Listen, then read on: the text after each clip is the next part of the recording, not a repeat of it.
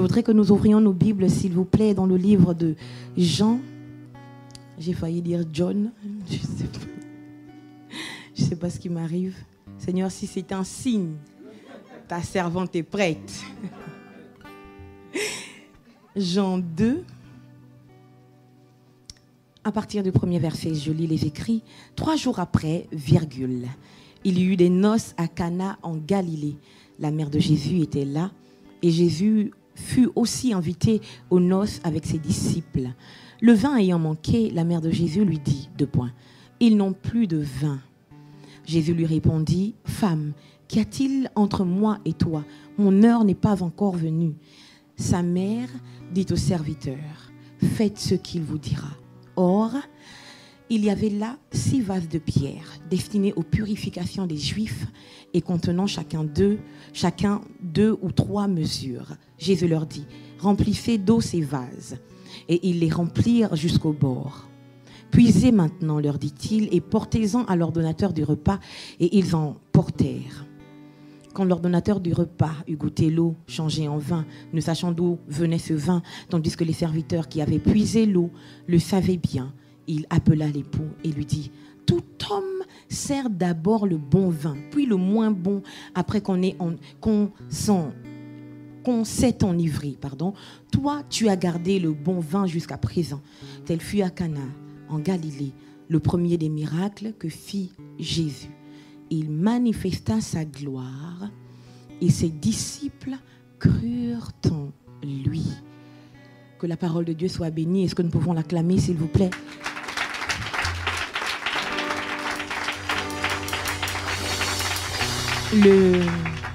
Le thème de mon message aujourd'hui est une famille en on. Puisque la semaine dernière, c'était une famille en off. Aujourd'hui, nous allons parler d'une famille en on. Et pour cela, j'aimerais faire la genèse de la famille. Alléluia. La Bible déclare que, dans le livre de la Genèse, que Dieu rencontre un homme qui est marié depuis des années et qui n'a pas d'enfant. Amen. Cet homme, c'est Abraham. Dieu le rencontre et Dieu lui fait une promesse, lui disant qu'il sera père d'une multitude. Ça fait des années qu'Abraham attend un enfant et laissez-moi suggérer que, certainement vu son âge, il a laissé, comme on dit chez nous, il a abandonné cette idée d'avoir des enfants. D'ailleurs, à un moment donné, il dit, il voit son état, il sait que ce n'est plus possible et il pense à sa femme. Il sait que Sarah est ménopausée depuis des lustres. Alléluia. Mais Dieu lui dit quand même qu'il aura un enfant. Et je me demande sur quoi Dieu comptait lorsqu'il arrive et qu'il dit à Abraham qu'Abraham aura un enfant.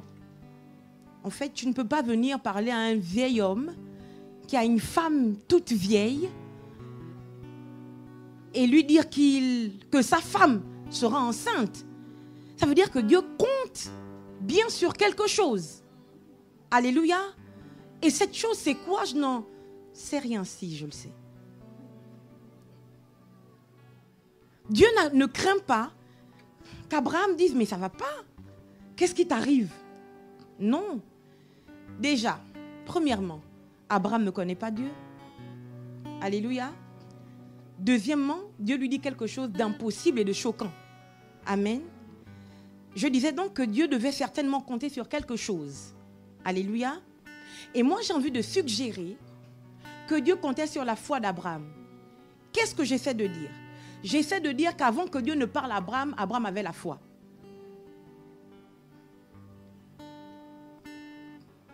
Avant que Dieu ne se révèle à Abraham, Abraham avait la foi. Parce que quand vous lisez les écrits, il n'y a pas de panique comme Zacharie, à qui l'ange parle dans le livre de Luc, lui disant que sa femme stérile et vieille aura un enfant. Zacharie déjà est en panique à la vision de l'ange et il est en plein doute à l'écoute de ce que l'ange lui dit. Alléluia. Et pourtant, Zacharie n'était pas dans la même situation qu'Abraham, puisque Zacharie était prêtre.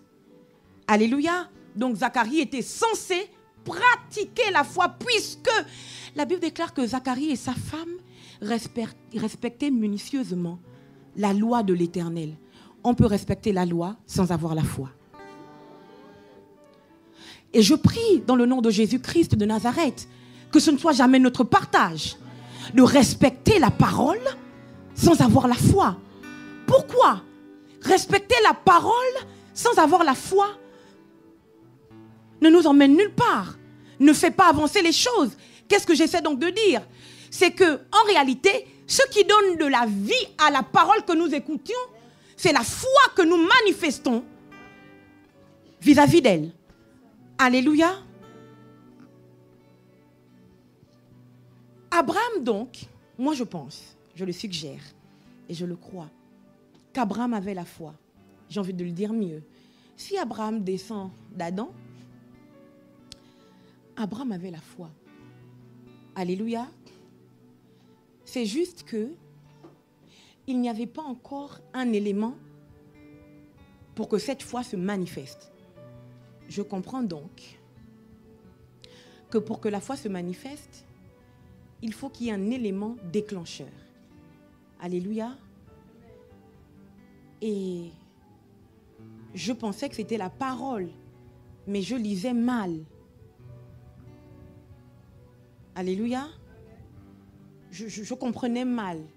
Je pensais que l'élément déclencheur, c'était la parole.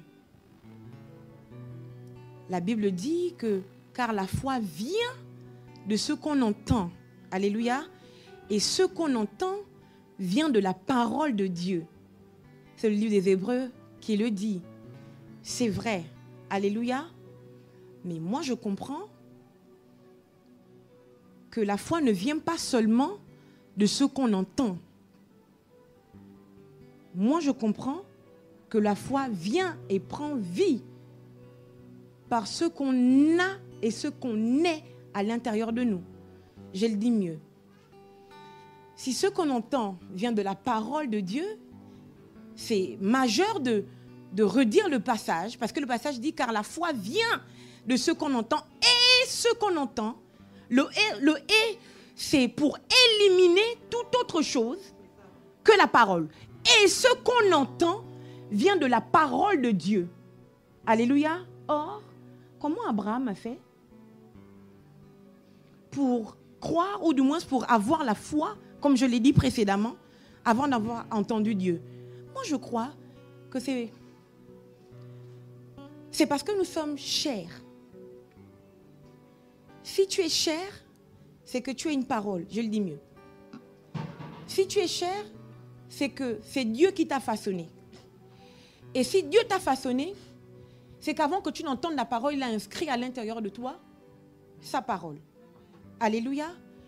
Et c'est ce qui fait que même quand nous rencontrons les non-croyants et qu'on leur parle de Jésus, ils finissent par croire. Ce n'est pas qu'on est trop fort. C'est qu'en réalité, nous déclenchons ceux qui étaient endormis en eux. Et puisqu'ils ont été prédestinés, car ceux qu'il a appelés, il les a aussi prédestinés, puisqu'ils ont été prédestinés, la chose à l'intérieur d'eux reprend vie et ils réalisent que mince. Mais en fait, c'est vrai, Dieu existe et Jésus est son Fils et mon Rédempteur. Alléluia. Je prie dans le nom de Jésus-Christ de Nazareth que ces choses soient plus claires à l'intérieur de nous, de telle sorte que, quel que soit ce que nous pourrons faire, que nous comprenions et que nous réalisons, que nous gardions à l'intérieur de notre esprit et de notre cœur, que ce n'est pas ce que nous posons comme acte qui nous définit ou qui doit nous emmener la foi. Alléluia. Mais c'est ce que nous sommes, et nous sommes ce que Dieu a dit que nous sommes en nous façonnant, en nous créant. Alléluia. Que cela se passe dans notre vie pour que nous ne marchions plus dans la culpabilité. Alléluia. Moi, j'ai entendu Pierre dire que vous avez renié le juste, vous avez renié le saint. Il a dit ça dans le livre des Actes quand il prêche à tous ces Juifs qui étaient venus pour la Pentecôte. Et c'est pas Pierre qui peut prêcher comme ça. Pierre ne peut pas se lever et nous prêcher que nous on a renié le juste, on a renié le saint. Pierre, toi, tu as renié, on a les preuves. Et quand tu parles de nous, tu spécules parce que tu ne nous as pas vu renier. Alléluia. Mais Pierre a dit ces choses. Amen. Et plus tard, Jésus rencontre Pierre. Il dit, Simon, Simon, Satan vous a réclamé pour vous cribler comme du froment. Mais moi, j'ai prié pour toi. Il vous a réclamé. Et moi, j'ai prié pour toi. Tant pis pour les autres. J'ai prié pour toi, Pierre. Pendant qu'on vous réclame, vous tous. Je prie seulement pour toi, Pierre. Et regardez la suite. Il dit, afin que ta foi ne défaille pas, quand tu seras affermi.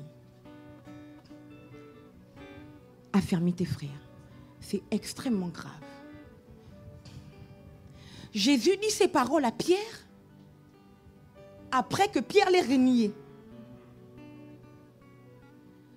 Je comprends qu'on peut renier Jésus et avoir une foi forte qui n'est pas défaillante.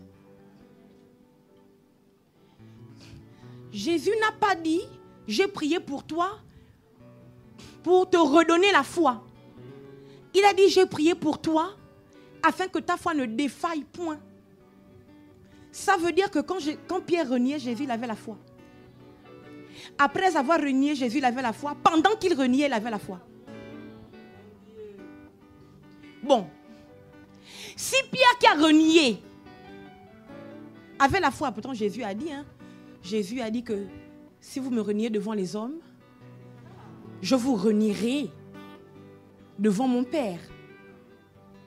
Mais au lieu que Jésus renie Pierre, puisque c'était devant les hommes que Pierre a renié Jésus, au lieu que Jésus renie Pierre, il a prié pour que, malgré le fait qu'il renie, sa foi reste quand même. Je prie que vous trouviez des Jésus qui prient pour vous, malgré vos fautes, malgré vos erreurs, même quand vous êtes tombés. Je prie au nom de Jésus-Christ que sur le parcours de votre destin, vous rencontriez des Jésus qui vont prier pour que, quelles que soient les épreuves par lesquelles vous passiez, vous ne perdiez jamais la foi. Dans le nom de Jésus. Alléluia. C'est extraordinaire. Ça veut donc dire que ce n'est pas le fait de connaître ou de ne pas connaître, de renier, de ne pas renier, qui nous donne la foi. Je crois que la foi est déjà à l'intérieur de nous. Il faut juste la déclencher. Alléluia. Donc, Dieu parle à Abraham. Et Abraham finit par croire. Alléluia. Et ce qui fait basculer sa foi, c'est l'attente. Ce n'est pas que Abraham ne croit pas en ce que Dieu a dit. C'est l'attente. Il a attendu encore plusieurs années avant que ce miracle ne se produise. Mais, toujours est-il que lorsque Dieu lui parle, Dieu lui promet d'être le père d'une multitude. Alléluia. Et aujourd'hui, nous pouvons, je ne veux pas dire nous autoproclamer parce que c'est la Bible qui nous proclame ainsi, que nous sommes fils d'Abraham par la foi. Pour dire aussi qu'il n'y a aucune famille qui puisse subsister sans la foi. Je le dis mieux. Le socle, le soubassement sur lequel une famille doit subsister, c'est la foi. Parce que sans la foi, il y a la destruction. Alléluia. Donc Dieu a parlé à Abraham et par sa promesse, par sa parole, Dieu permet à Abraham de rêver et d'imaginer une famille complète. Complète. Parce que monsieur et madame, c'est une famille mais incomplète. Alléluia. Quand nous avons des enfants, nous devenons une famille complète. Pourquoi je dis complète? Parce que Dieu ne s'est pas contenté d'unir Adam et Ève en Éden. Alléluia.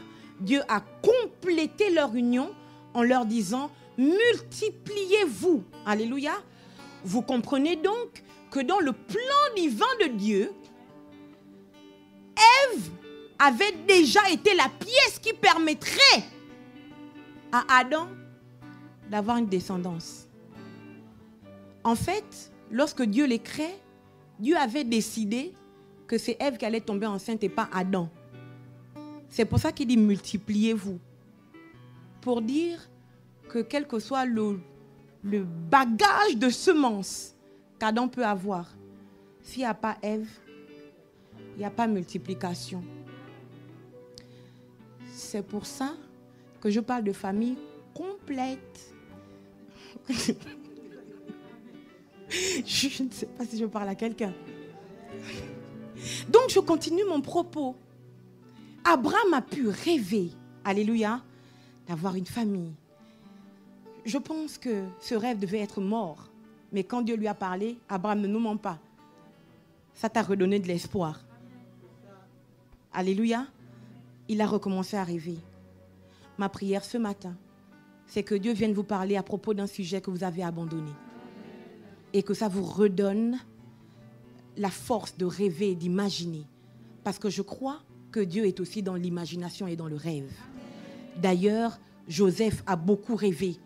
Et les rêves de Joseph se sont accomplis.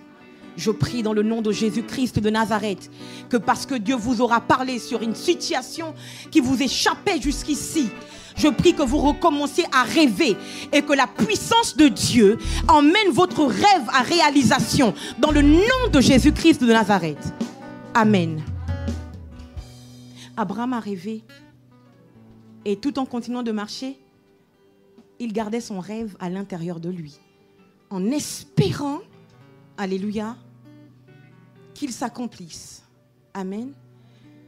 Et puis finalement, il a fini par s'accomplir. On ne va pas parler de la vie d'Abraham, il faut qu'on parle de ce qui s'est passé à Cana. Alléluia. Et finalement, Abraham a eu un fils, Isaac. Alléluia. Et puis Isaac a eu Jacob et Ésaü. Une autre famille d'apparence complète, mais qui avait un véritable problème. Je m'explique mieux. Le père aimait le fils aîné. Alléluia. Je le dis mieux. Je pensais que le père aimait le fils aîné. Mais quand je lis les écrits, la Bible dit qu'Isaac aimait Ésaü parce qu'il lui emmenait de la viande. Donc, en gros, c'était un amour viande. Et les amours viande finissent. Ils ne comptent pas. C'est comme un amour poulet. J'aime bien le poulet parce que quand je croque le poulet... Alléluia. La mère aimait le second jumeau. Et je ne sais pas si elle l'aimait vraiment. Je n'ai pas réussi à bloquer Rebecca comme j'ai attrapé Isaac, la main dans le sac. Ce que je sais, c'est que Rebecca aimait son fils. Et moi, j'ai envie de suggérer que c'est peut-être parce que elle aimait Jacob, peut-être parce que Jacob était celui qui portait sur son existence la promesse. Pourquoi je le dis? Parce que Dieu a parlé à Rebecca, pas à Isaac. Il a parlé à Rebecca. C'était une parenthèse que je ferme très vite.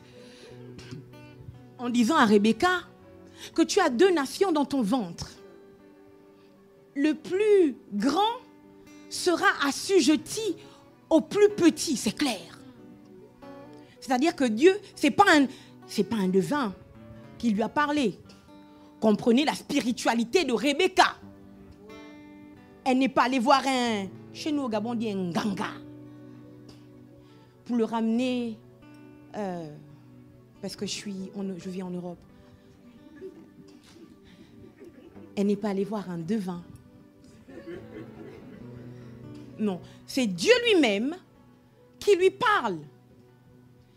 En fait, dans son ventre, elle sent les enfants s'agiter, qui lui donnent des coups et elle a mal, elle souffre. Elle se dit, mon Dieu, j'ai attendu d'avoir des enfants, c'est pour ça. Mais ça coupe réellement. J'aurais dû même rester stérile. Et Dieu lui explique que ma petite, tu ne crois même pas en ce que tu dis. Tu n'as pas envie de le vivre.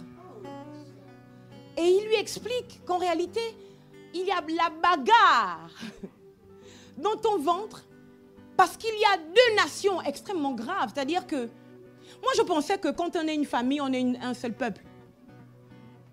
On est une seule nation. Je suis en train de parler d'une famille en non, ok? Je pensais que quand on est une famille, on est une seule nation. Mais voici Rebecca qui va avoir des enfants qui sont déjà divisés. Ils sont deux nations. Et pour voir comment ils se battent dans le ventre, ce n'est pas deux nations qui vont s'entendre. Et Dieu lui explique que leur bagarre dedans, c'est parce que depuis le ventre, le grand frère est en train de vendre son droit d'aînesse. Parce que le petit frère est trop fort. Mais pour être plus sérieuse,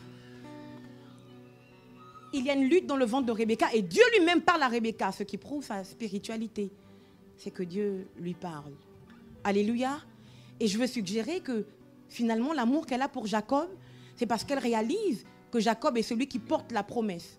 Mais j'ai découvert un autre passage où Rebecca et Isaac se plaignent d'Ésaü en disant à Jacob que ne fais pas comme ton frère Ésaü qui a épousé les femmes cananéennes qui nous maltraitent. Bon. Ma sœur, tu es mère. Ton fils épouse une femme qui te maltraite. Dis-moi. Tu vas faire quoi? Tu vas préférer le fils qui te facilite la vie.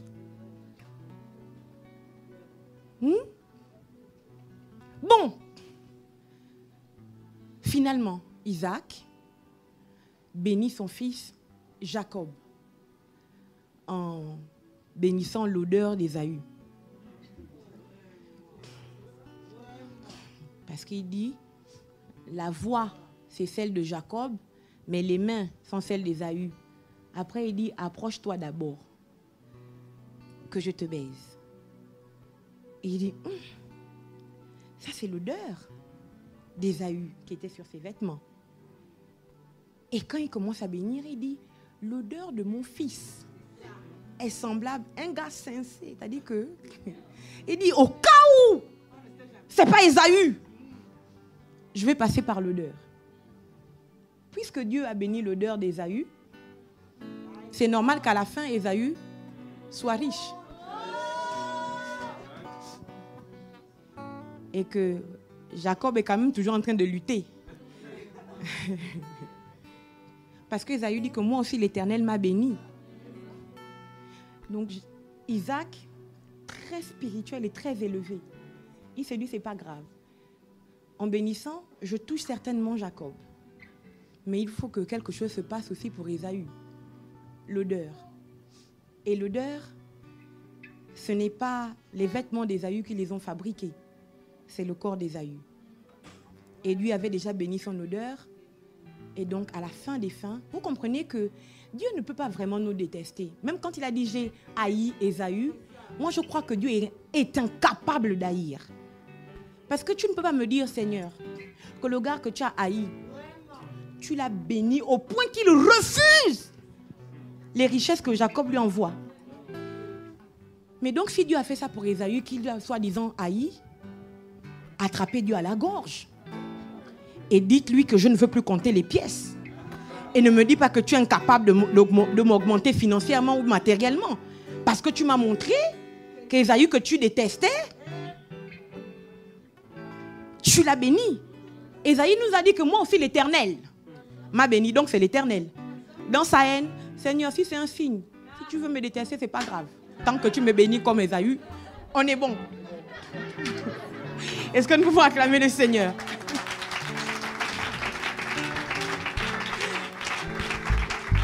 Alléluia. Ces familles ont, au final, 2 enfants bénis. Je crois que Dieu rattrape bien les choses. Alléluia. Et puis Jacob, lui aussi, a ses fils. On ne parle pas de Joseph qui est allé en Égypte. Si je parle de Joseph, on ne va jamais arriver à Jean.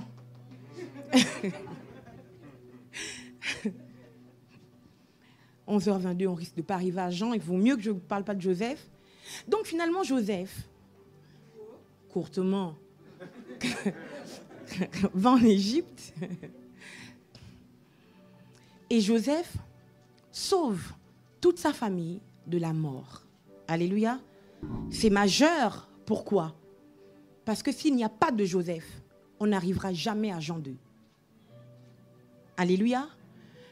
Parce qu'au milieu des enfants de Jacob que Joseph a sauvés de la mort, de la famine, alléluia, il y avait Judas qui était l'ascendant de Jésus. Alléluia. Vous voyez que même quand les familles étaient en off, Dieu s'arrangeait toujours pour qu'à la fin, elles finissent en on. Et le on que le Seigneur, l'Éternel, le Dieu d'Abraham, d'Isaac et de Jacob, a activé, c'est celui dont on parle dans le livre de Jean 2, Jésus-Christ. Et commençons une famille en on. Jésus n'a pas encore commencé son ministère parce qu'il aimait bien festoyer. Moi, je ne comprends pas. Je ne comprends pas que Jésus dise à Marie que son heure n'est pas encore arrivée, alors que c'était son heure. Jésus était dans son heure. C'était le moment de commencer le ministère. Parce que si ce n'était pas le moment, pourquoi il avait déjà des disciples? Si ce n'était pas l'heure de Jésus, pourquoi il avait déjà sélectionné des apôtres?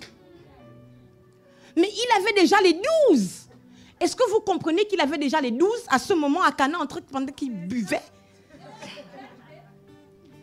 Jésus avait les 12 quand il buvait sa boisson. Jésus avait les 12, mais il estimait que... Faites attention quand vous allez aux fêtes. Parce que parfois quand vous êtes dans les fêtes, vous oubliez le plus important. Heureusement qu'il y a des maris souvent dans les fêtes. Moi, souvent quand je vais dans les mariages, je fais comme si je suis toujours sur mon téléphone. Mais je guette qui va trop danser Chamoukoualé.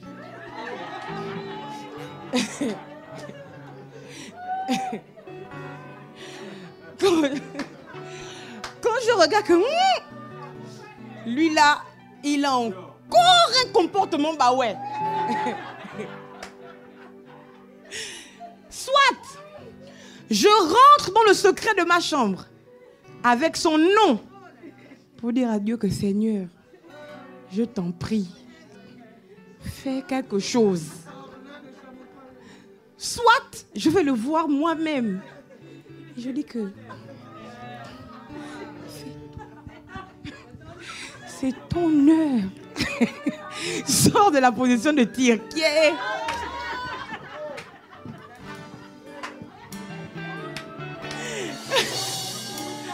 Je dis sors de là. Parce que souvent les fêtes nous font oublier que c'est notre heure.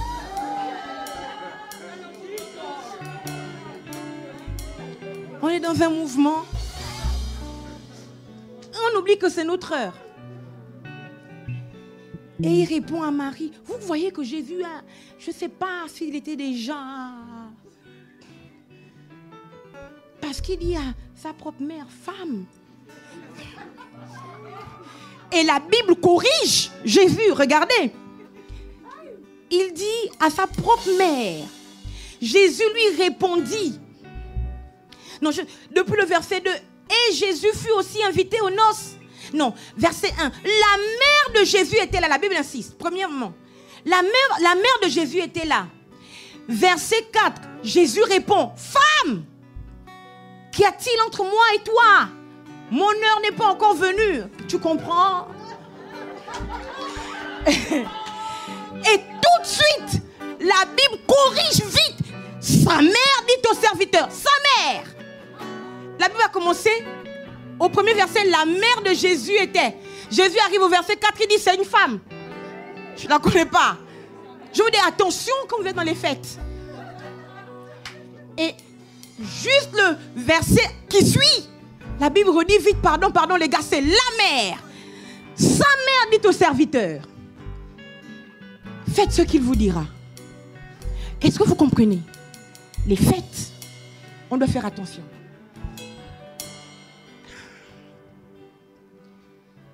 Donc Jésus dit que son heure n'est pas venue, mais on réalise qu'il a des apôtres, il a des disciples. Tu as des disciples, pourquoi si ton heure n'est pas là? Il a des disciples, alléluia. Et Marie prend son rôle au sérieux. Marie lui rappelle que c'est ton heure. Et Dieu permet qu'on réalise, nous, parce que nous lisons, que l'heure de Jésus est arrivée dans un mariage. Maintenant, parlons d'une famille en On. Moi, je crois que la famille de Jésus est une famille en On. Alléluia. Je pense très sérieusement que la famille de Jésus-Christ est une famille en On. Pourquoi? Parce que même quand le diable a voulu les renverser dès le début de la grossesse de Marie, Dieu est venu rattraper. Vous comprenez que Marie ne pose pas un acte parce qu'elle-même, elle veut le poser. Alléluia. Joseph aussi, finalement, n'agit pas simplement parce qu'il veut agir comme il le veut. Je crois que si Dieu prend la peine d'aller parler à Joseph et que Joseph s'exécute sur le champ, c'est parce que Dieu avait l'habitude de parler à Joseph. Et Joseph avait l'habitude d'entendre la voix de Dieu. Il n'a pas douté. Alléluia. Parce qu'il aurait pu continuer et se dire que, peut-être que ce sont mes pensées. Comme nous. Une grande parenthèse. J'aimerais parler aux chrétiens. Je sais qu'il y a des rêves qui sont peut-être suscités par ceux que nous regardons à la télé ou par nos propres pensées. Mais je vous en prie, prenez au sérieux vos rêves. Parce que très souvent, Dieu nous parle par les rêves. Alléluia. Et donc Dieu parle à Joseph, alléluia, en songe, pour lui dire que cet enfant est vraiment de moi. Et Joseph, j'ai besoin de toi. Alléluia. Joseph accepte de s'abstenir pendant 9 mois. Il épouse Marie, mais il ne la touche pas. Alléluia. Jusqu'à ce que Jésus naisse. Voici une famille en On qui ne fait plus les choses pour elle, mais qui le fait pour le Seigneur. Je veux le dire mieux. Une famille en On, c'est une famille qui vit pour plus qu'elle. Je vais le redire encore mieux. C'est-à-dire que vous ne pouvez pas, pour ceux qui vont se marier, qui se sont mariés, qui sont dans le mariage, qui sont neufs dans le mariage. Alléluia. Écoutez, si vous vous êtes marié ou si vous pensez vous marier pour vous-même, parce que je veux créer ma propre famille, je veux vivre moi aussi le mariage, je veux avoir mes enfants, vous êtes l'image d'une famille qui finira en off. Alléluia. Mais si vous comprenez que Dieu vous donne une famille, Dieu vous fait la grâce et le privilège d'avoir une famille pour lui et pour qu'il s'en serve comme il veut, vous serez et vous finirez en On. Alléluia.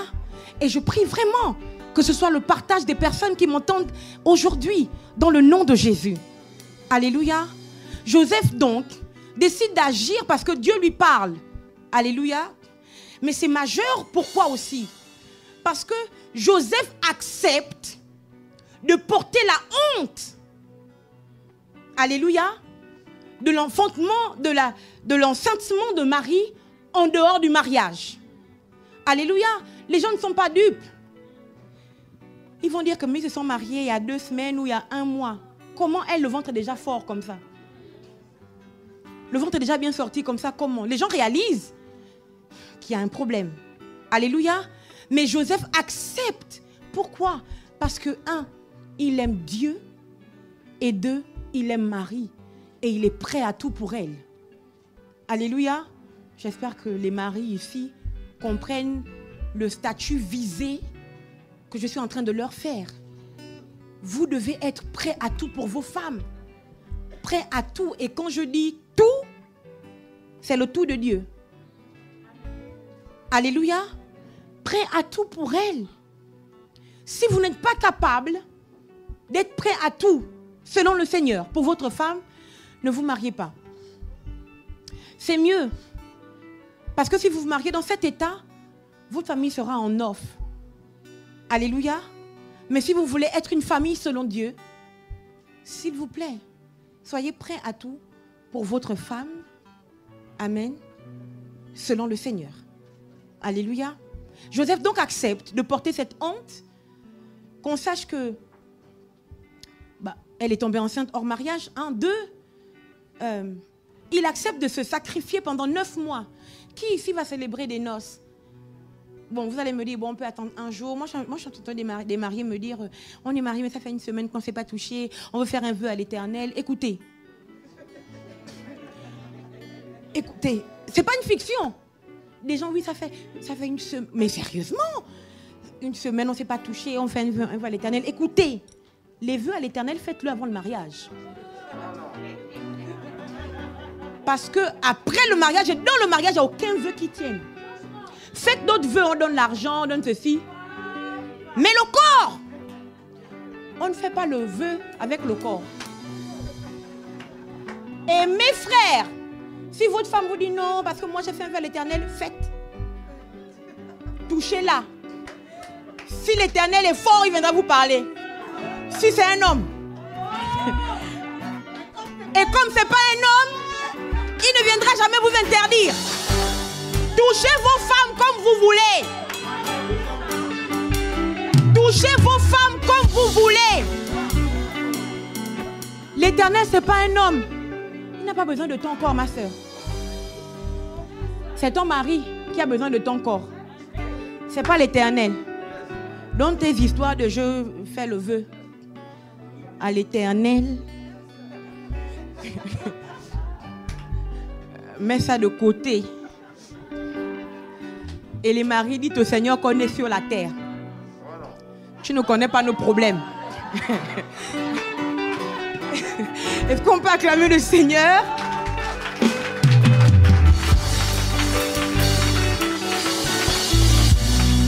Donc c'était un sacrifice pour Joseph d'attendre 9 mois que Marie enfante.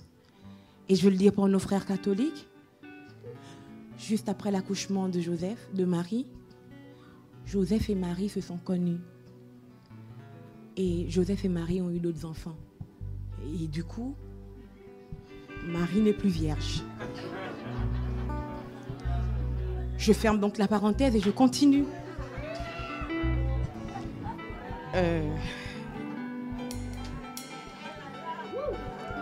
C'est plus la Vierge Marie. C'est Marie tout court.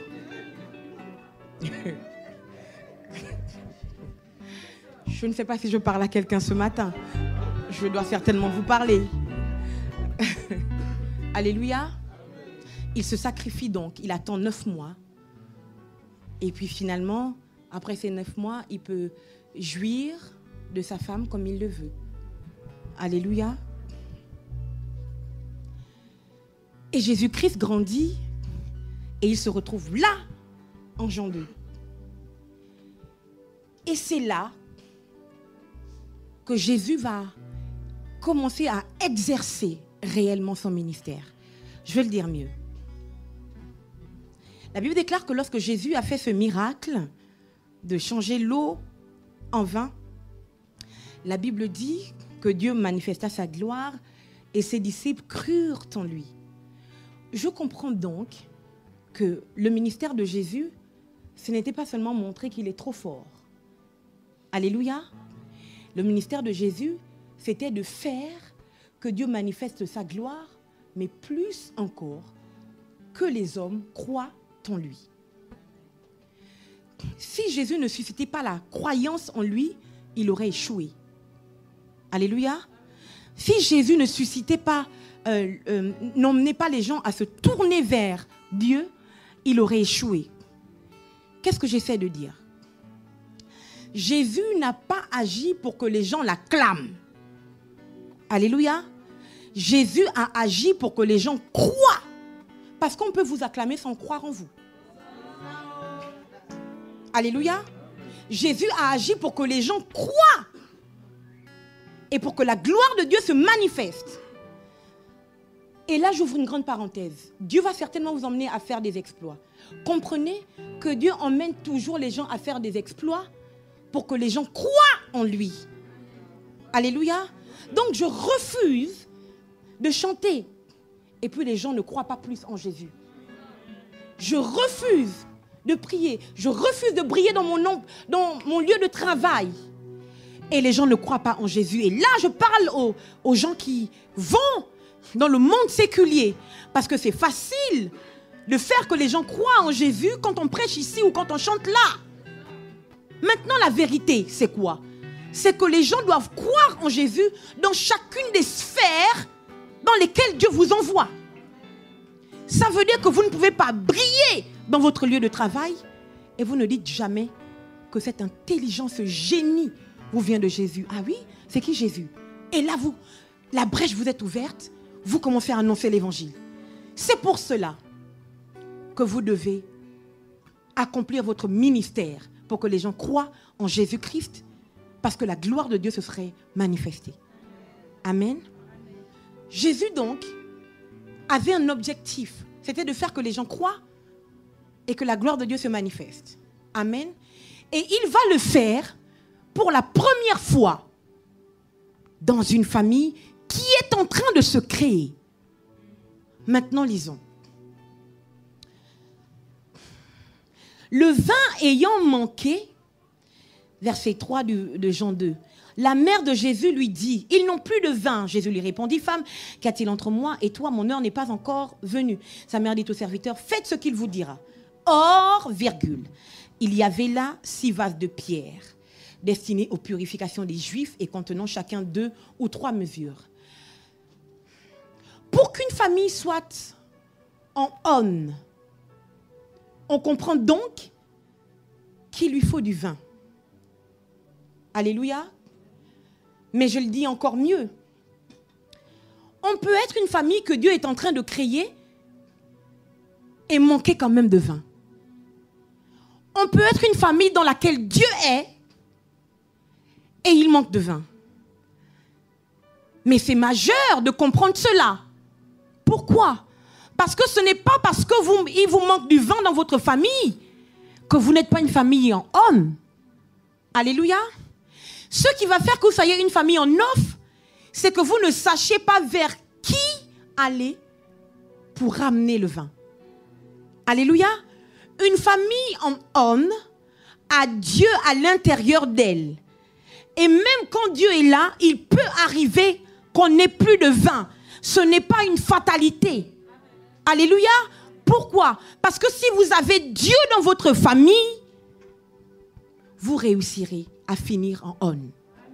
Et c'est tout ce que je vous souhaite dans le nom de Jésus-Christ de Nazareth. Mais je comprends aussi que ces gens ont eu de la chance. Pourquoi? Parce qu'ils ont invité Dieu dans leur famille. Et Dieu ne s'invite pas en se disant que je suis chrétien. Écoutez-moi bien. Dieu ne s'invite pas en se disant que je suis chrétien. Donc Dieu sait, je suis chrétien. C'est évident que Dieu est là. On peut être chrétien et Dieu n'est plus dans notre famille. On peut être chrétien et Dieu n'est plus dans notre famille. La seule famille qui n'avait pas eu à inviter Dieu, c'est celle d'Adam et Ève. Dieu lui-même s'invitait tous les soirs pour faire un checkpoint avec Adam. Alléluia. Dieu lui-même s'invitait tous les soirs. Mais aujourd'hui, avec ce qui s'est passé. Je ne sais pas si c'est parce que Adam avait dit à Dieu, c'est la femme que tu m'as donnée. Et que Dieu a dit que moi, si je viens dans une famille, il faut qu'elle m'invite. Alléluia. Mais une chose est sûre, c'est que vous n'êtes pas Adam et Ève. Et vous n'êtes pas en Éden. Ça veut dire que vous devez prendre vos responsabilités. Et inviter Dieu tout le temps, chaque jour, chaque matin, chaque nuit, dans votre famille. Pourquoi ? Parce que Satan est comme un lion rugissant qui tourne, cherchant qui dévorer. Si il a réussi, si en Éden, il est rentré sous la forme du serpent, vous comprenez qu'aujourd'hui, il va essayer de prendre la forme du lion. Parce que nous, on aime trop le lion de la tribu de Juda. Il s'adapte en fonction de qui est devant lui. Alléluia. Donc vous devez comprendre qu'il rôde. Donc il n'est jamais trop loin. Plus on est proche de Dieu, plus on est proche du diable. Tu peux dire à ton voisin.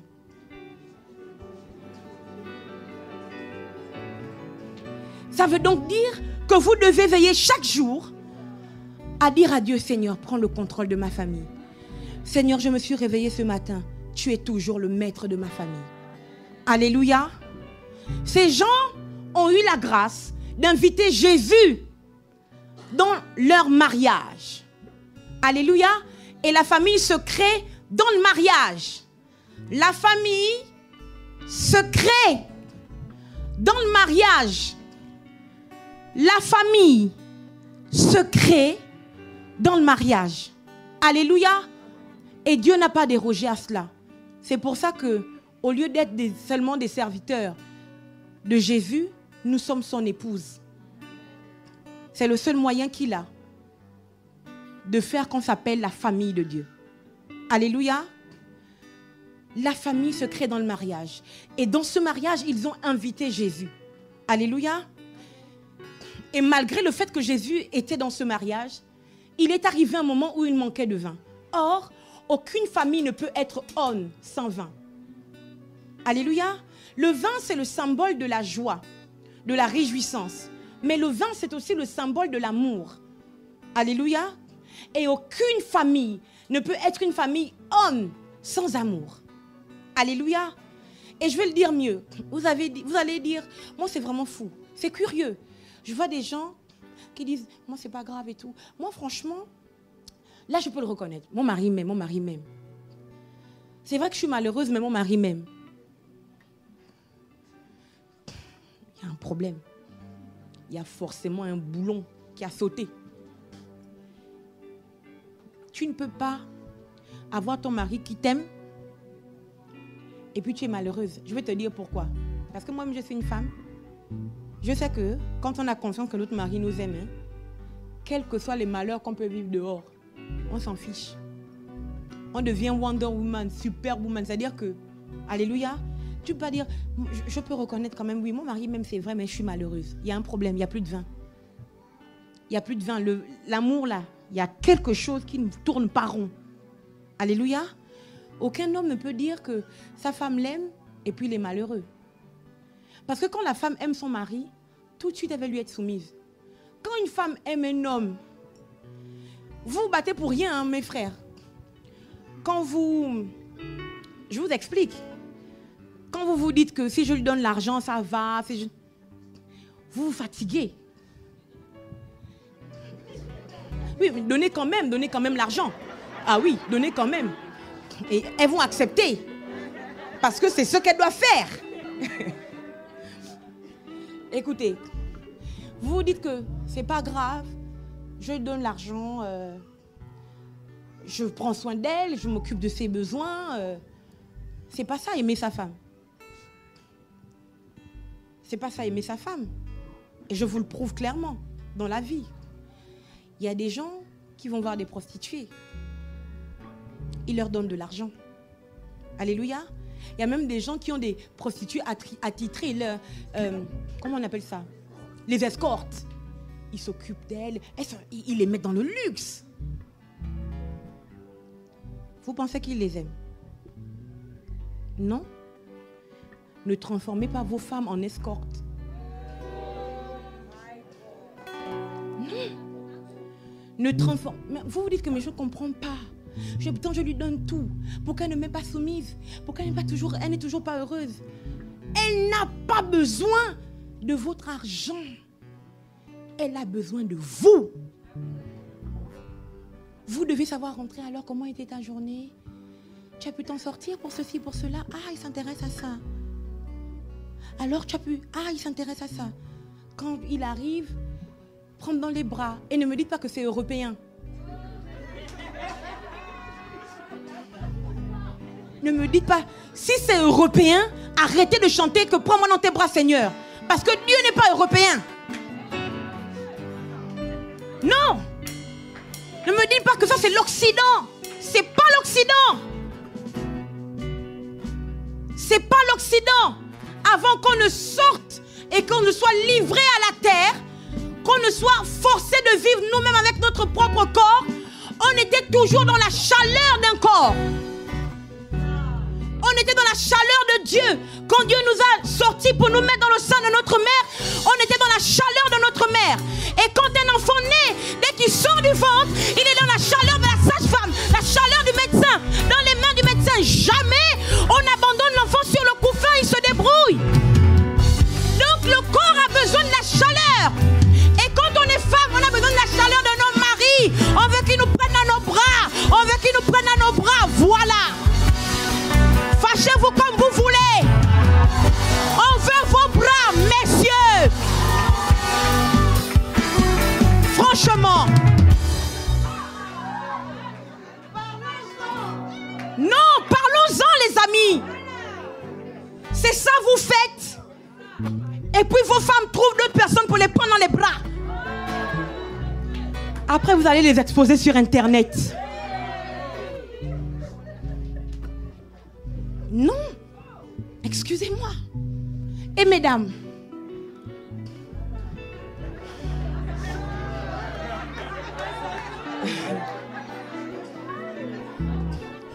ne suivez pas vos maris.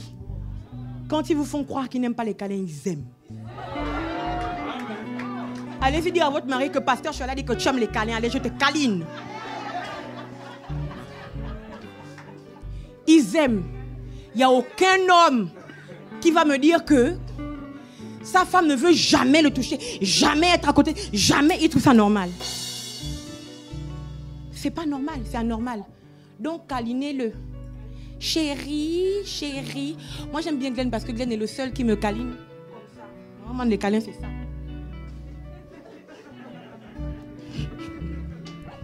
Alléluia. Câliner. C'est très important. Le corps aime la chaleur. Alléluia. C'est important. Donc, ces gens ont invité Jésus et il leur a manqué du vin. Le vin, c'est l'amour. Et Marie dit, il leur manque du vin. Tu dois faire quelque chose.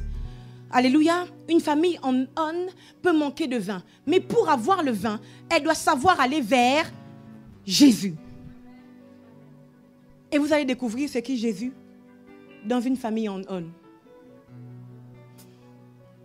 Voici ce que Jésus dit. L'étape pour sortir du manque de vin dans une famille en on.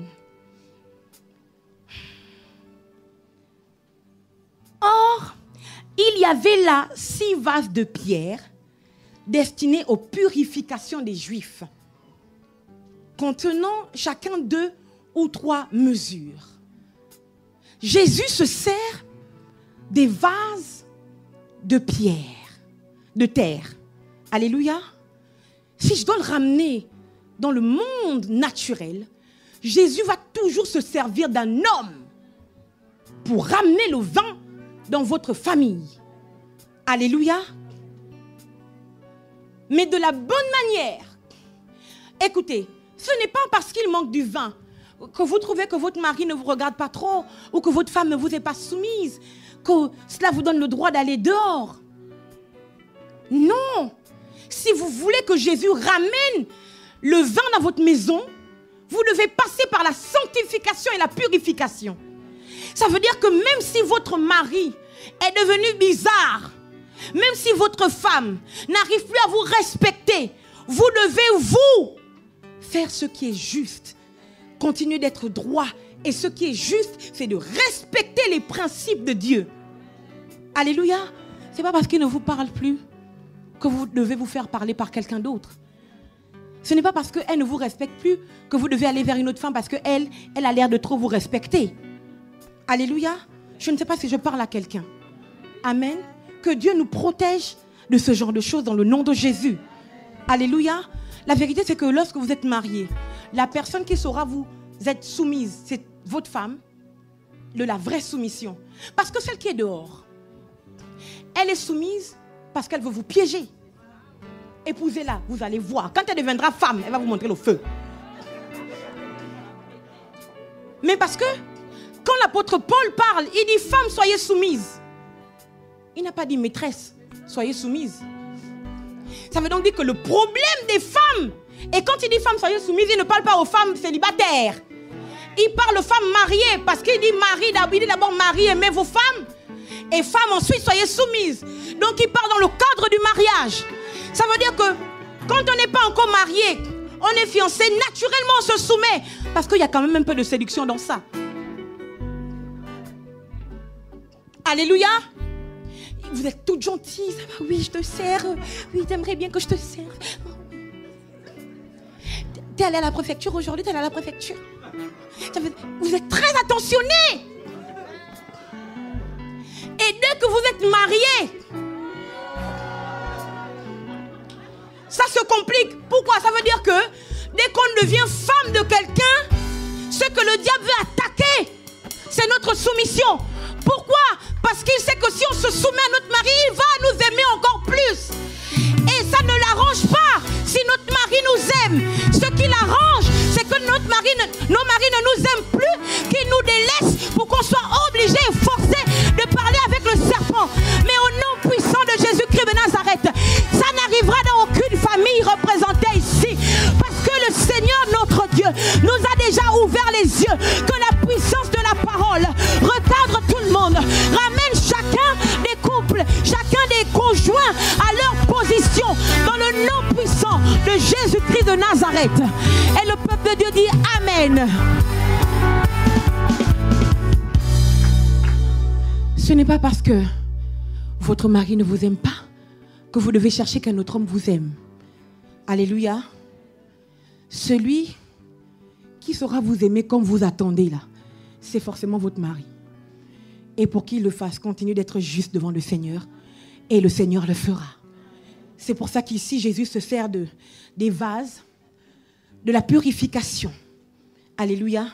On doit marcher dans la sanctification, dans la purification, pour que le vin revienne à nouveau dans les familles, afin elles deviennent des familles en on. Jésus leur dit ensuite, remplissez d'eau ces vases, et il les remplit. Il utilise donc les vases de terre. Donc Dieu va utiliser un homme, une femme. Alléluia. Dieu va vous forcer à vivre dans la purification, dans la sanctification. Alléluia. Ensuite, il dit remplissez. Si vous voulez être une famille en homme, si vous voulez que le vin revienne, vous devez accepter d'être d'abord rempli d'eau. Alléluia. Et laissez-moi vous dire comment je vois les choses ici. Pour moi, le vin, c'est l'esprit. Et d'ailleurs, la Bible compare aussi le vin à l'esprit. Alléluia. Le vin nouveau. Amen. On ne met pas le vin nouveau dans les vieilles outres. Ça veut dire, ça parle de l'esprit. Alléluia. Le vin, c'est l'esprit. Mais l'eau aussi, c'est l'esprit. Ça veut dire que avant d'avoir le vin que vous cherchez, qui est en train de vous manquer, vous devez accepter de vous remplir du Saint-Esprit. Vous devez tout le temps prier, dire Saint-Esprit, remplis-moi de toi. Conduis-moi, laisse-moi fonctionner selon toi, selon tes instructions. Vous devez être remplis. Vous comprenez? La mesure de l'Esprit qui sera à l'intérieur de votre maison, de votre cœur, c'est celle-là que Dieu va utiliser pour créer le vin. Dieu ne sortira pas, il n'ira pas dans une autre famille, prendre le vin et venir la verser chez vous. Pour chaque famille, il y a un vin. Alléluia. Chaque famille a son vin. Et le vin que Dieu utilise, et ce que Dieu utilise pour créer le vin dans les familles, c'est l'eau dont ils sont remplis. Je vais le dire mieux. Ça veut donc dire que vous devez faire attention au type d'eau que vous avez. C'est l'eau pour la purification. Encore une fois, vous ne devez pas mélanger. Tu as parlé à Dieu pour qu'il t'aide. Demain, tu vas consulter une voyante. Après-demain, tu vas appeler un marabout là-bas dans ton pays. L'autre après-demain, non. C'est Dieu et Dieu seul. Saint-Esprit, remplis-moi. Tu connais cette situation, remplis-moi de telle sorte que je n'agisse plus selon mes émotions, selon ma façon de voir. Mais dans cette situation où je vois que mon mari n'est plus tendre, Saint-Esprit, montre-moi ce que je dois faire. Et c'est sur ça qu'il va s'appuyer pour changer votre eau en vin. Alléluia. On est donc dans la purification pour être une famille en on. Alléluia. On est toujours rempli parce que la vérité c'est celle-ci. C'est que Dieu ne veut jamais qu'on ait le vin à moitié dans notre famille. Il veut que la famille baigne dans le vin. C'est-à-dire que l'amour ne doit jamais tarir. L'amour ne doit jamais s'arrêter. C'est pour ça que vous devez être constamment rempli à ras-bord de l'esprit. Alléluia. Ensuite, il dit, puisez maintenant, leur dit-il, et portez-en à l'ordonnateur du repas. Il dit, puisez maintenant. Vous ne pouvez pas être rempli et refuser de puiser. Je le ramène dans la vie actuelle par rapport aux familles. Vous avez prié pour que Dieu vous montre comment agir avec votre mari, votre femme. Alléluia. Que Dieu intervienne, qu'il ramène le vin. Amen. Vous ne pouvez pas avoir prié comme ça et ensuite dire, en tout cas, s'il ne me parle pas, je ne parle pas aussi. Oh! Vous avez un problème. Dieu va vous dire, puisez. Ça veut dire quoi? Toi-même, tu dois savoir puiser. Et dire que même s'il rentre, il ne te dit pas bien bonsoir. Chérie, je te sers à manger. Je t'ai fait la table. Je t'enlève ta veste. Vous devez le faire. Votre famille, il y a quelque chose qui ne va plus. C'est pas grave. Ne vous dites pas qu'en tout cas, c'est moi l'homme. Aujourd'hui, tant qu'elle ne vient pas s'abaisser. Grande parenthèse. Et là, mon visage est très sérieux.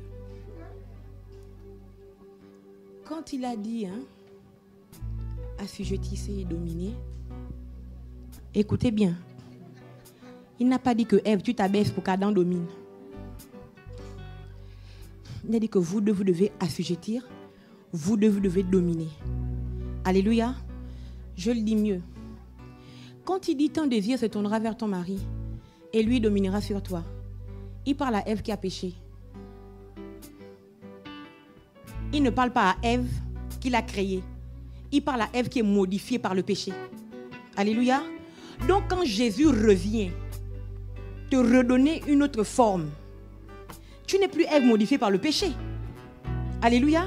Tu es maintenant Ève à l'origine parce que Jésus t'a redonné la forme. Donc vous devez refuser la domination de vos maris. Parce que quand il a dit que tu domineras sur ta femme, c'était la malédiction parce qu'elle avait péché. Mais quand Jésus est rentré dans votre cœur et dans votre vie, le mari doit comprendre qu'il n'a pas à dominer sa femme.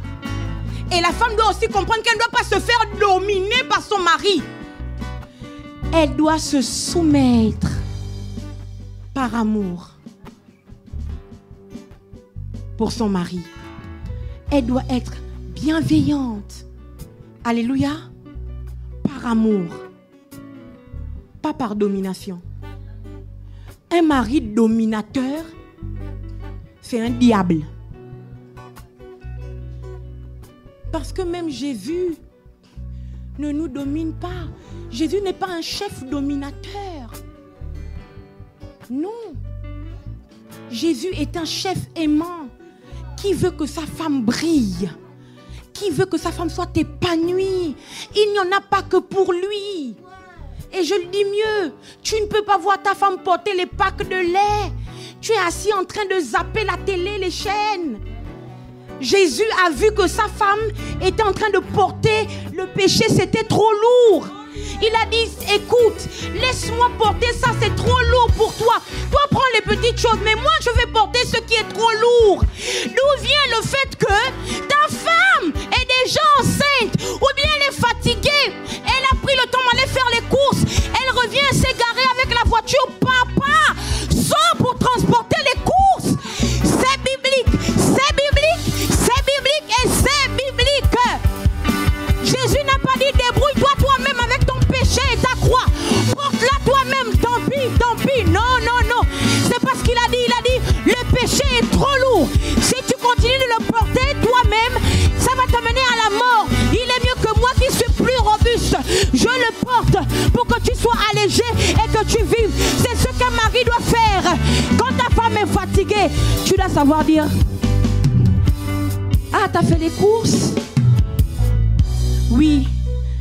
Écoute, bon, je regarde, il y a une scène là qui me plaît vite. Je regarde. Prends juste les petites choses là, le lait, les goûters des enfants. Mais laisse ces packs de lait. Hein. Laisse tes packs de lait, laisse ces packs d'eau. Hein. Comme ça, toi-même, tu pars après. Tu prends les packs d'eau. Tu prends. C'est pas que tu dis que tu as les muscles. C'est toi qui as les pectoraux. C'est pas toi qui as les pectoraux. Tu fais le sport et tu filmes. Pour mettre en statut.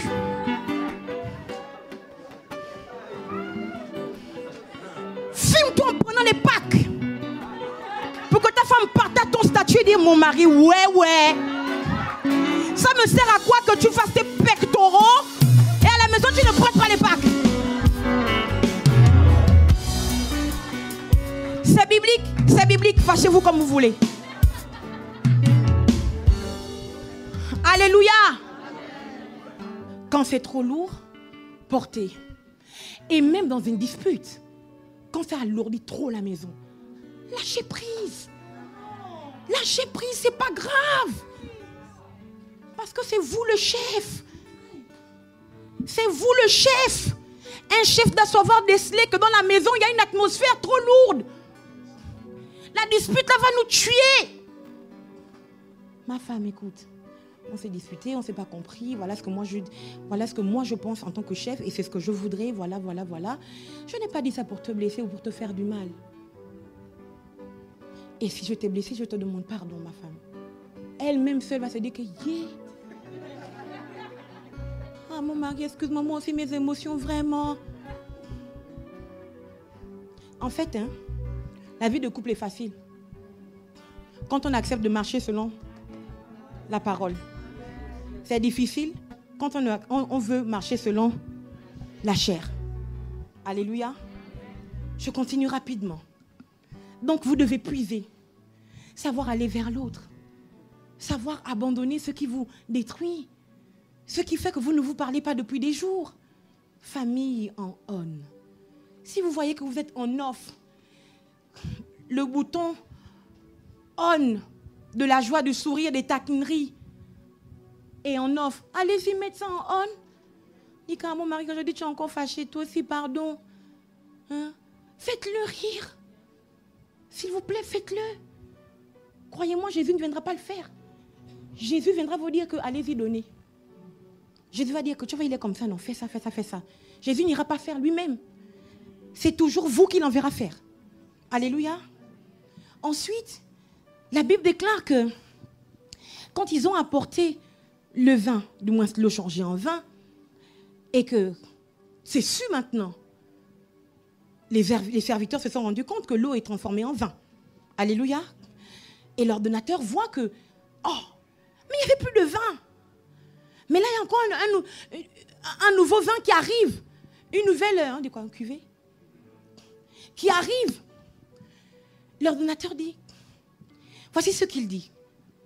Quand l'ordonnateur du repas eut goûté l'eau changée en vin, ne sachant d'où venait ce vin, tandis que les serviteurs qui avaient puisé l'eau le savaient bien, il appela l'époux et lui dit, tout homme sert d'abord le bon vin, my God, puis le moins bon, après qu'on s'est enivré. Il y a tellement de choses à dire ici, permettez-moi de déborder un moment. Il dit, tout homme sert d'abord le bon vin, puis le moins bon après qu'on s'est enivré. Mon Dieu, la base des bases. Vous n'avez pas la possibilité de servir un mauvais vin, messieurs. Premièrement, l'ordonnateur est allé chercher l'époux. Parce qu'en vérité, le maître du vin dans la famille, c'est l'époux. C'est le mari. C'est le chef. Donc vous pouvez me dire tout ce que vous voulez. Elle est irrespectueuse. Elle ne sait pas me respecter. Elle parle trop émotionnelle. Toutes les excuses que vous aurez, votre responsabilité, c'est de veiller à ce qu'il y ait toujours de l'amour dans votre foyer. Messieurs, c'est pour ça que l'apôtre Paul dit, Marie, aimez vos femmes. Parce que c'est votre devoir d'aimer. Et de faire en sorte que tout le monde prenne le pas. La femme, quand elle voit comment le mari aime ses enfants. Et par extension, aime sa famille. Si on parle même de ça, même on va casser l'église. Les maris qui disent qu'ils aiment leur femme et ils détestent la mère des femmes, ils détestent les pères des femmes, vous n'aimez pas. Comment vous pouvez dire que vous aimez votre femme alors que vous détestez leur source? Impossible. Fermons vite, fermons, continuons. Donc, messieurs, c'est vous qui devez montrer le pas comme Jésus nous a montré le pas. Jésus, meilleur mari jamais vu sur la terre. Il a montré comment on doit aimer. Nous tous aussi, on rentre. On aime aussi comme lui. Si Jésus dit qu'on fait ça, nous derrière lui, on fait ça. Si Jésus dit qu'on fait ça, nous derrière lui, on fait ça. Alléluia, messieurs. Si vous voulez qu'elle vous soit soumise et qu'elle vous aime et qu'elle montre aux enfants comment aimer, montrez-lui l'exemple. Alléluia. Il appelle l'époux parce que c'est à l'époux que revient la responsabilité d'amener le vin. Mais messieurs, c'est un secret et c'est une bonne promesse cachée dans ce passage. C'est que vous êtes dans l'incapacité d'offrir un mauvais vin. Vous êtes dans l'incapacité. On offre un bon et un moins bon. Pas un bon et un mauvais. Alléluia. Quand vous êtes tout homme, vous offrez d'abord le bon. Et écoutez-moi, vous n'avez pas le droit d'offrir le moins bon tant qu'elle ne sait pas enivrer. Je ne sais pas si je parle à quelqu'un. Tant que dans la maison, on ne sait pas enivrer. Donc on n'est pas sous. On doit être sous, ivre. Mon frère, ta femme doit être ivre de ton amour. Tes enfants doivent être ivres de ton amour. C'est quand tu seras arrivé à ce stade que si jamais il te manque des ressources, maintenant tu peux offrir le moins bon. Ça veut dire que il est quand même bon, mais pas plus bon que celui que tu as offert en premier. D'où vient donc le fait que vous offriez le mauvais vin? Je vais le dire mieux. Est-ce que le mauvais vin existe? C'est ça. Et si jamais il existe, il vient d'où? C'est sûr, il ne vient pas du Dieu des familles. Parce que Dieu est incapable d'offrir ce qui est mauvais. Alléluia. Si vous réussissez à offrir ce qui est mauvais, c'est que le diable a empoisonné votre source de vin. Alléluia. Que Dieu vous en garde dans le nom de Jésus. Je prie que chaque homme, chaque femme ici soit rendu capable d'offrir le bon vin. Et si jamais il arrive que ce soit difficile, qu'ils offrent le moins bon, mais il faut que ce soit bon. Il faut que ce soit bon dans le nom de Jésus. Il faut que ce soit bon. Vous avez interdiction d'offrir ce qui est mauvais. Pourquoi? Parce que vous n'avez pas été tiré de ce qui est mauvais, mais vous avez été tiré de ce qui est bon. D'ailleurs, il a dit, l'Éternel vit tout ce qu'il avait créé. Et voici, cela était bon. Cela était très bon. My God, il n'y a pas mauvais dedans. Il n'y a pas mauvais dedans. Votre Dieu, votre source est la source du bon et du parfait. Vous ne pouvez donc pas offrir ce qui est mauvais. Si jamais vous vous rendez compte que vous commencez à offrir ce qui est mauvais, allez en guerre contre le serpent.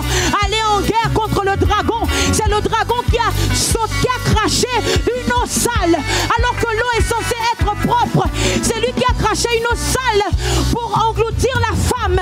Mais la Bible déclare que la terre a ouvert sa bouche et la terre a englouti l'eau sale pour venir secourir la femme. My God, tu comprends donc que si Dieu est ta source, si le Saint-Esprit est ton inspiration, tu ne peux pas offrir à tes enfants, à ta famille, à ta femme ce qui est mauvais.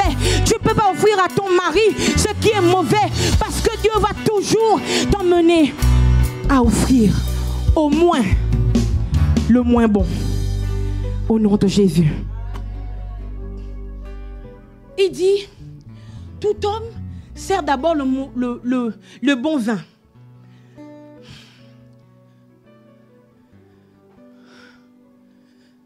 Puis le moins bon. Il dit, mais toi, je prie que tu ne sois pas tout homme, mais que tu sois toi. My God. Je prie que tu ne sois pas toute femme, mais que tu sois toi. Si tout homme ne peut, sa limite, c'est le bon et le moins bon. Toi, tu dois offrir ce qui est excellent, plus que bon, plus que moins bon. Tu dois offrir ce qui est parfait et tu en as les capacités, parce que le Dieu de toute perfection habite en toi. Tout don parfait, tout don excellent nous vient du Père des Lumières, nous dit la parole. Je prophétise sur toi maintenant, dans le nom de Jésus-Christ de Nazareth, que tu quittes la dimension de tout homme, mais tu rentres dans la dimension du toi. Et ton véritable toi, c'est ce que Dieu a déposé en toi. My God, ton véritable toi, oh! Quand cet homme, quand l'ordonnateur de mariage parle à l'époux, il dit que tout homme sert le bon, puis le moins bon. Mais toi, tu as offert ce qui est bon, ce qui est plus bon que ce qui était bon. Alléluia. C'est extraordinaire. Parce qu'on sait tous que celui qui a offert ce vin, ce n'est pas l'époux. Alléluia. Ce n'est pas le toi, mais c'est Jésus. Ça veut donc dire quoi? Ça veut dire qu'à l'intérieur de chaque chef de famille, à l'intérieur de chaque père, à l'intérieur de chaque époux, à l'intérieur de chaque mari, il y a un Jésus. Vous devez chercher la partie Jésus à l'intérieur de vous, pour que ce soit elle qui soit toujours capable d'offrir ce qui est meilleur, ce qui est parfait. My God, si vous cherchez la partie Jésus à l'intérieur de vous, vous ne serez plus tout homme. Vous ne serez plus tout homme. Tout homme offre bon et moins bon. Toi, aïe aïe aïe. Dieu, la Bible ici dit toi. Ne dit pas tout. En fait, il ramène à l'unicité. Alléluia. Pour dire, quand Dieu entre en toi, il ne rentre pas dans ta mère. Quand Dieu rentre en toi, il rentre en toi pour faire de toi une personne originale. Ça veut dire que pour faire des choses extraordinaires et excellentes, vous devez avoir recours à la partie, à la portion de Dieu qui est en vous. Alléluia. Afin que cette portion de Dieu vous rende capable, alléluia, de faire ce que quand vous êtes homme, vous ne pouvez pas faire. Et je comprends pourquoi, my God, la Bible dit que Moïse rentre dans la tente d'assignation et qu'il parle à Dieu face à face, comme il parlerait à un homme. Après, on entend encore Dieu dire, tu ne peux pas me voir en face sans mourir. Ça veut donc dire dire que dans la tente d'assignation, celui que Moïse voyait face à face, c'était son lui qui était dans Dieu, et Dieu voyait son lui qui était dans Moïse. Ça veut dire qu'à l'intérieur de toi, il y a un Jésus. Il y a Dieu. Et tu dois fonctionner sur la terre. Pas avec la partie tout homme, mais avec la partie divine. La partie Dieu.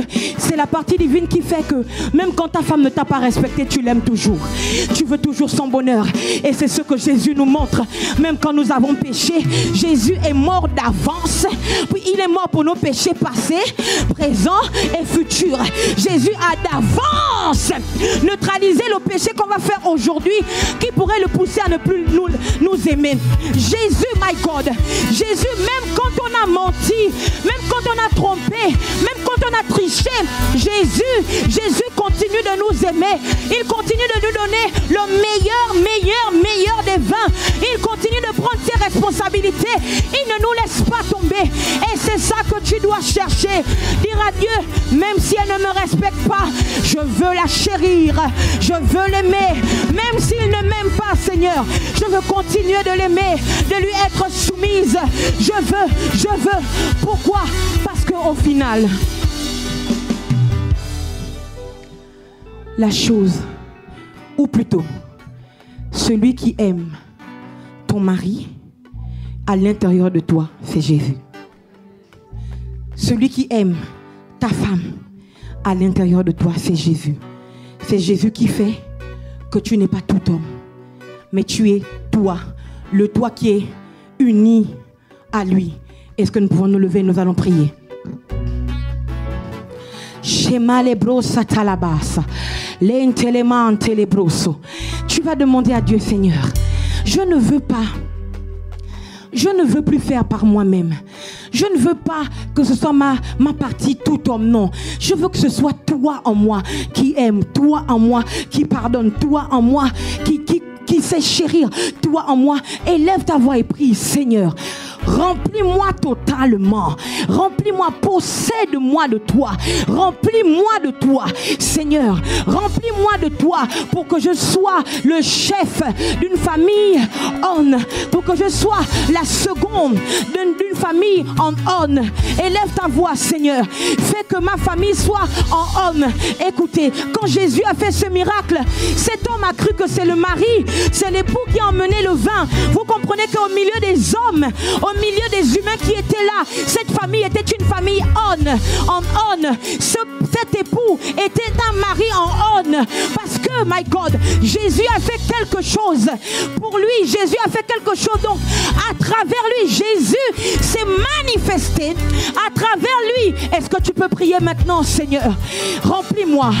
Remplis-moi pour que je sois un chef. Pour une famille en homme.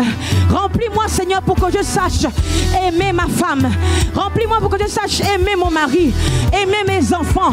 Remplis-moi pour que je vive pour plus que moi. Seigneur mon Dieu, remplis-moi pour que ma famille vive et connaisse le vin. Connaisse le vin. Élève ta voix et prie que ta famille connaisse le vin et le meilleur des vins.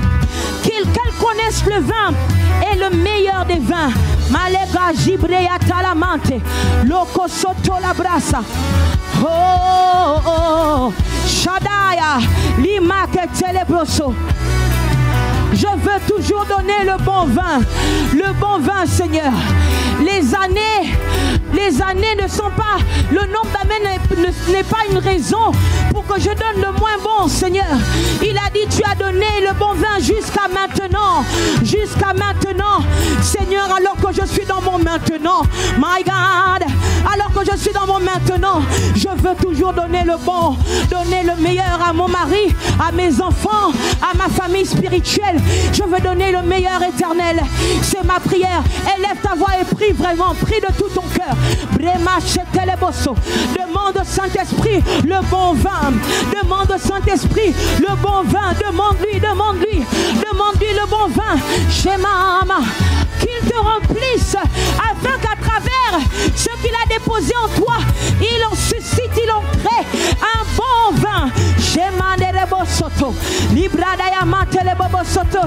Oh, Remplis-moi, Père. Oui, remplis-moi pour le meilleur des vins. Chez Mama. Remplis-moi, Père. Remplis-moi pour le meilleur des vins. Élève ta voix, demande-lui de te remplir afin que tu sois rendu capable d'offrir le meilleur des vins. Remplis-moi, Saint-Esprit, remplis-moi. Chez Mama Lekete le Basata. Oh. Remplis-moi, Père. Remplis-moi pour le meilleur des vins. Élève ta voix, lève tes mains au ciel. Lève tes mains. Il faut que tu sois en position de réception. Qu'il te remplisse afin que tu sois capable d'apporter le meilleur de vin à ta famille, le meilleur de vin dans ton entreprise, le meilleur des vins pour tes enfants, pour ton mari, pour ton époux, pour ta femme. My God. Pour tes parents, pour ton église, pour ta nation. Chez Brada Yamate, remplis-moi, moi pour le meilleur des vins. Chez Mandelebo, Saint-Esprit, je prie afin que tu remplisses un homme, que tu remplisses une femme ce matin. Remplis, Père, remplis un homme, remplis une femme. Saint-Esprit de Dieu, remplis chaque personne en ce lieu.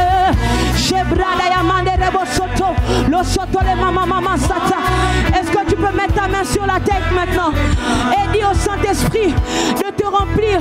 Je suis prêt à être un instrument entre tes mains, Seigneur, pour apporter la joie et le bonheur dans ma famille, apporter la joie et le bonheur à mes enfants, à ma femme, à ma fiancée, à ma future femme, mon futur mari.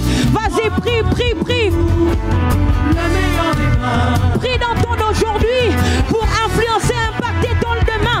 Vas-y, prie. Tu n'es pas encore marié, tu n'es pas encore mère de famille, père de famille, mais tu le seras demain. Vas-y, prie maintenant. Tu es connecté, prie pour ta famille. Prie. Maman, remplis-moi, Seigneur, pour le meilleur des vins. Remplis-moi, Seigneur. Oh.